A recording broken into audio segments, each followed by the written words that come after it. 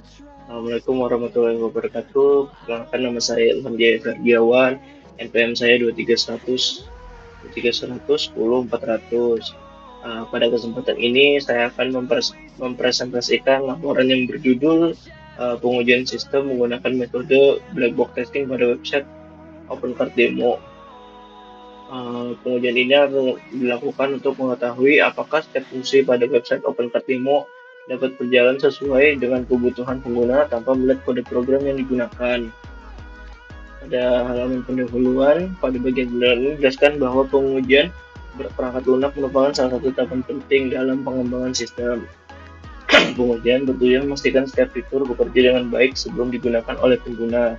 Website yang saya gunakan adalah OpenCart Demo, yaitu website e-commerce yang memiliki berbagai fitur seperti login, registrasi, pencarian produk, keranjang belanja, hingga checkout. Tujuan pengujian adalah memastikan seluruh form dapat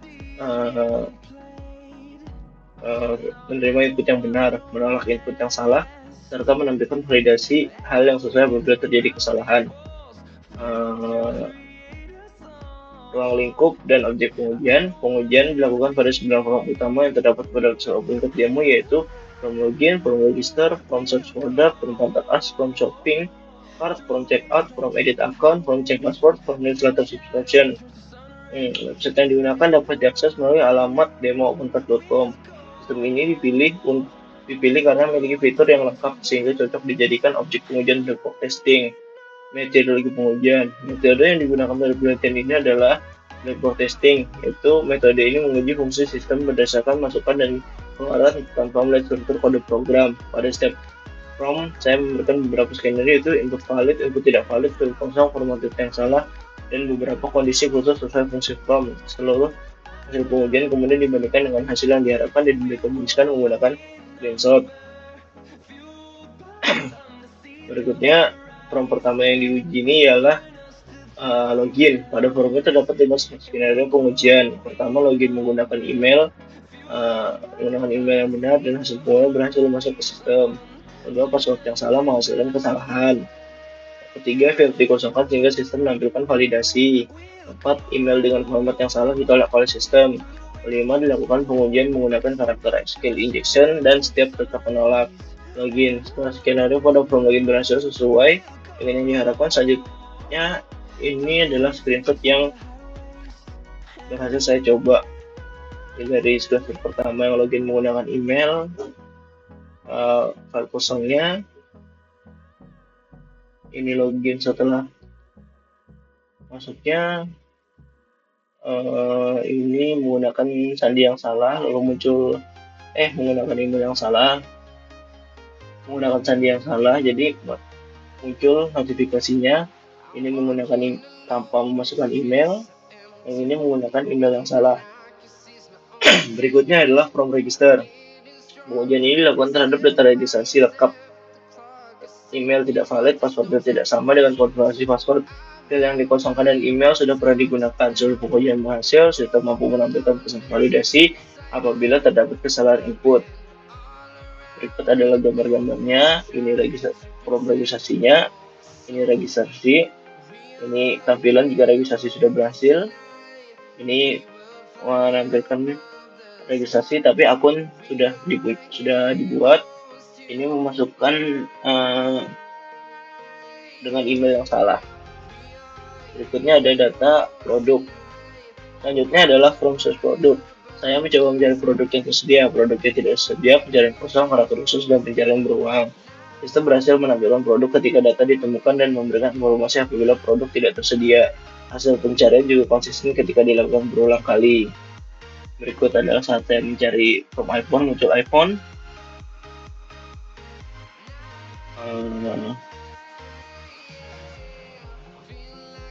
Ini tampilan formnya. Ini jika saya mencari dengan nama yang salah, maka tidak akan muncul. Lalu from contact us.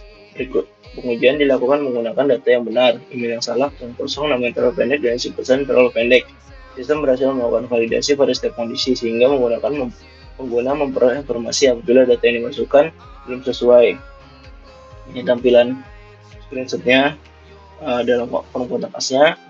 Ini jika kontak us-nya sudah berhasil dikirim. Ini jika form kontak us-nya tidak eh, tidak apa memasukkan kata yang kurang atau kosong.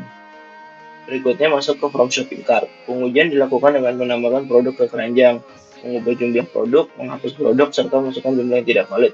Hampir seluruh skenario berjalan sesuai harapan. Pada laporan ini terdapat satu skenario yang diberi status gagal, yaitu ketika jumlah produk diisi dengan nilai negatif. Hal tersebut membawa validasi terhadap jumlah produk masih perlu diperhatikan agar sistem dapat menolak input negatif secara lebih baik. Ini tampilan saat ingin ditambahkan, tampilan jika data sudah berhasil masuk, ini tampilan untuk mengurangi shopping cart-nya. Ini juga sudah berhasil mengurangi. Lalu ke from checkout, pengujian dilakukan terhadap cepat normal, alamat kosong, pengguna yang belum login, metode pembayaran kosong, dan kondisi keranjang belanja kosong. Sistem berhasil memberikan validasi yang sesuai sehingga proses checkout hanya dapat dilakukan apabila suatu persyarat telah dipenuhi. Ini tampilan shopping cart-nya jika masih belum ada. Sama.